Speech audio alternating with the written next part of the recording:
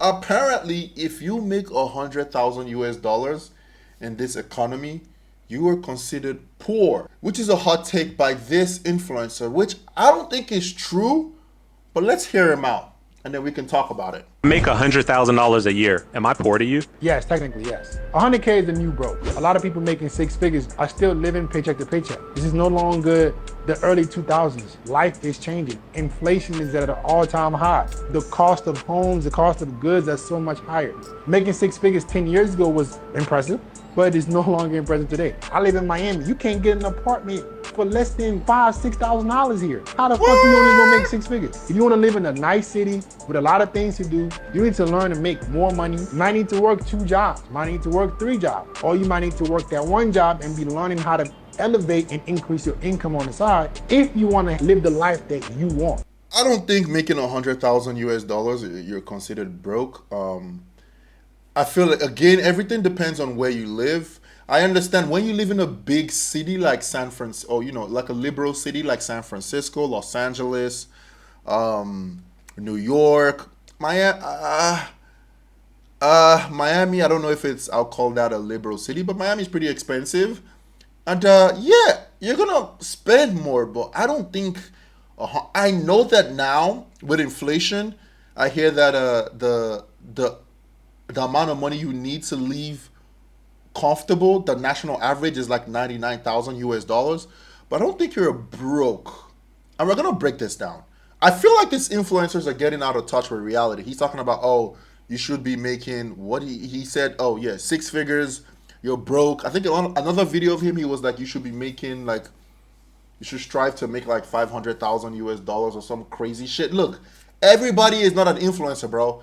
This guy is out of touch with reality. He sits, because he made another video where he was talking about, oh, you need to be working 80 hours, same kind of shenanigan. And bro, he sits in front of a camera and talks and makes money. So yeah, of course he feels like yeah. But not everybody, bro. There are people that have families and are surviving on 100K or less. I'm not saying don't work hard and make money. Obviously, right now with how expensive things are, 100K might not be sufficient based on your lifestyle. But if you're not spending like crazy, why I feel like you're not broke. And we're gonna do the math, guys. We're gonna do the math about this. But before I even get to the math aspect, he said 5,000, 6,000 to live in Miami. Come on, bro, that's bullshit. Yeah, if you want to live in some high-rise building in Brickell, yeah, for sure. But I'm sure you can get decent places for way less in Miami, bro. Like that's some cap. Anyway, so we're going to do the math. So hold on.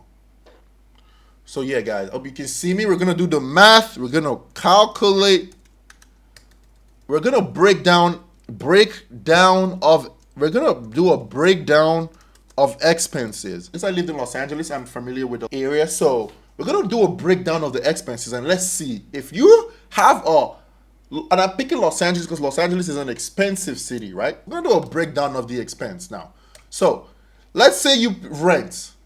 You live in and I'm picking a very expensive city so that we all understand. So for your rent in Los Angeles, if you want to live in a pretty decent neighborhood, a 1 bedroom, you can get it for like 2,500 to 2,700. I mean, you can get it for lower if you want to live in a studio apartment. Of course, your studio apartment for 2,500, but you can get a decent 1 bedroom apartment for 2,700 in like West Hollywood area, or you can even live in the Valley, like Burbank or Sherman Oaks. So let's just say we're just gonna leave it at 2,500. You can get a decent 1 bedroom. Might not be the best, but come on, it's $100,000. Let's say, or you can just get a roommate. But let's say you don't want to have a roommate. You get that. Now your car notes. You get a car. Let's say you $600. $600. Not too bad for your car note. Not a bad car. I mean, there are ways you can get a cheaper car if you want to. But let's say you want to drive a nice car. Let's say you're paying $600 per month, and your insurance for that car,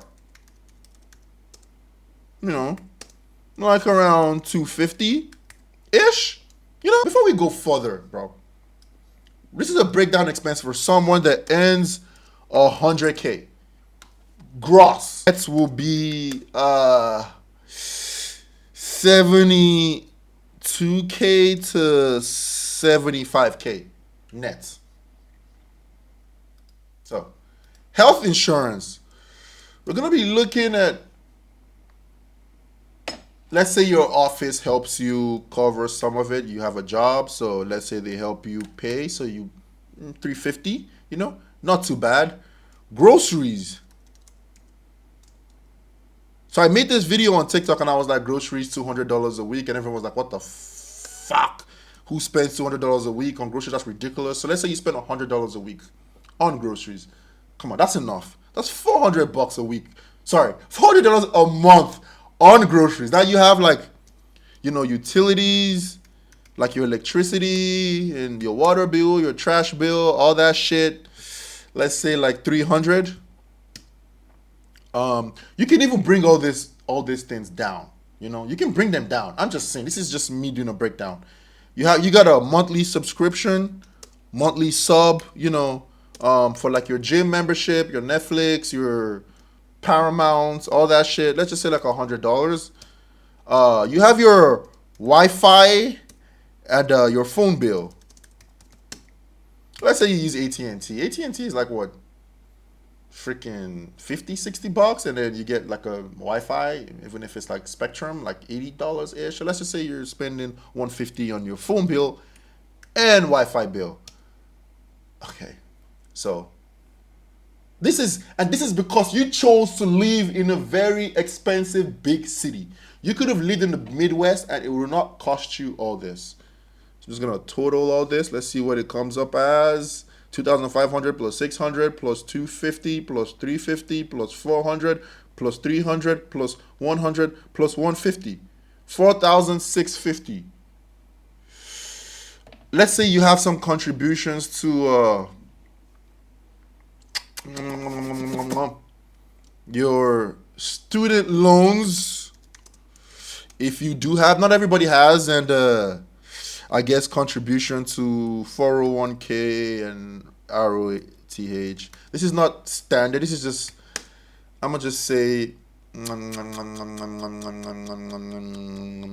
1,000 a month. I don't know. That sounds bad. Student loans, 500, another 500 contribution to the rest. Maybe, So you got plus 1,000, and you can always like choose not to pay your student loan this month, or choose not to contribute to your, I know it's good to contribute. So that's 5,650.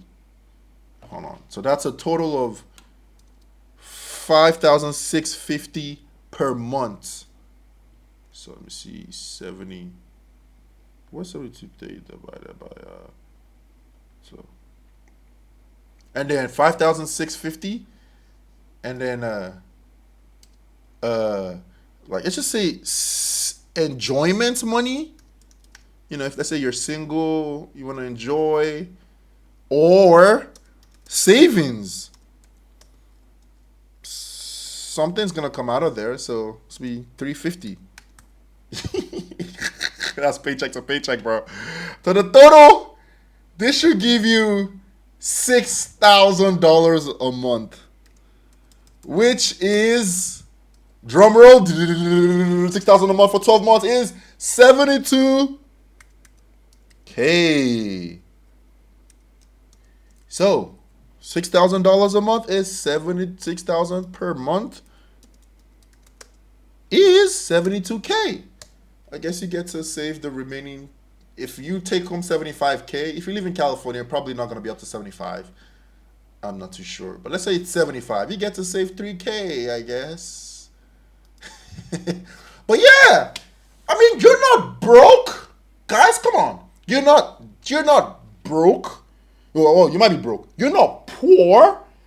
You're just living paycheck to paycheck. Maybe you are broke. I mean, let's say something bad happens to you, like health, your car breaks down. You're probably gonna go into your student loans or your enjoyment/savings money. But I don't think this is poor. You might be broke, but you're not poor. And then again, you can literally get a 2-bedroom for 3,000 or 3,200 or something and split it with somebody, cut that down, get a cheap ass car so you don't gotta be paying $600, you know? I don't know, work on your groceries, drop that shit down, and you can always play around with your paying your student loan and you probably don't need to have enjoyments. I mean, if you're single, you probably want to go on dates and buy stuff for yourself. So yeah, that's my analysis for making 100K. But guess what? You can always move to another state. You don't gotta live in Miami. You don't gotta live in LA. What do you guys think about this breakdown? Am I forgetting anything, or is it too? I don't know. What do you guys think about this? You think $100,000 per year is sufficient in this economy? Let me know, guys. And yeah, this is for the United States, by the way, not for any other country. So let me know in the comment section, guys. Drop a like, subscribe to the channel, and I'll see you guys in the next video.